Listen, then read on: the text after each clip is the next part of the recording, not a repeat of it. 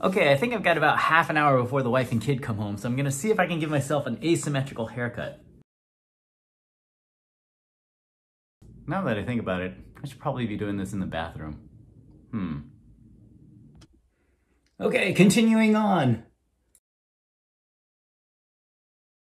How's that look so far? Interesting. Interesting? What? Is that good? Bad? Eh? Sure, messy. Yeah, what do you think, Dyson? Ah! Falling apart! Where's your phone? It's right here. It's recording. Oh. Kind of out of time, but I think that's more or less what I was looking for. So, there it is. Asymmetrical haircut. And now time to bleach. Okay, so hopefully that's enough.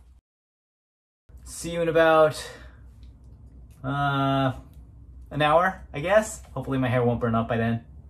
Let's see how it looks.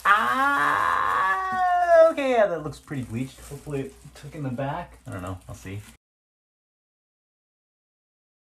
Okay, next up, I gotta wait for this to dry and then dye it all red. Now, time for the color.